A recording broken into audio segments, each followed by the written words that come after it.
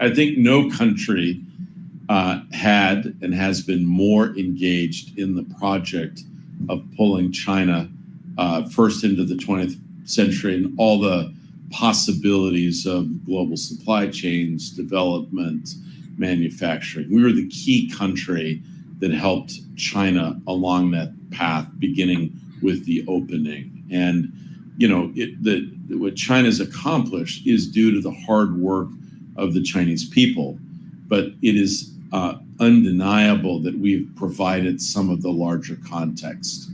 Peace and stability in the Indo-Pacific, huge amounts of investment into China, and also an open market to absorb many of the goods that China produced, and also a deep respect and engagement on building a relationship with China that would be lasting going forward.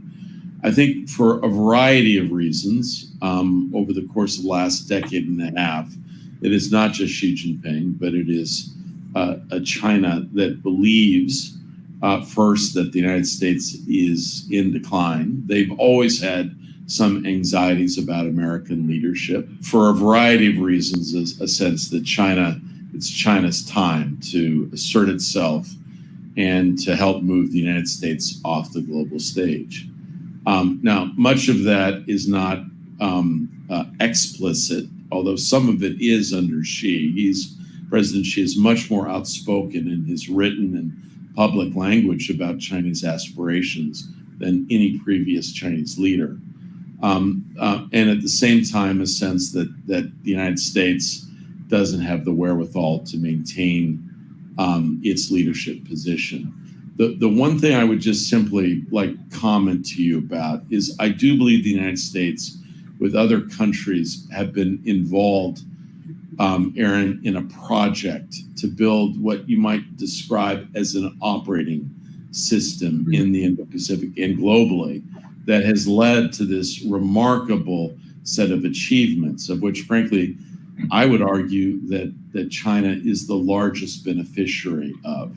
I think some of the changes that President Xi and China wants to make now would go at the very heart of that operating system in ways that are antithetical to our interests and the interests of our allies and partners. And so I think what the United States has sought to do is not to contain or constrain China.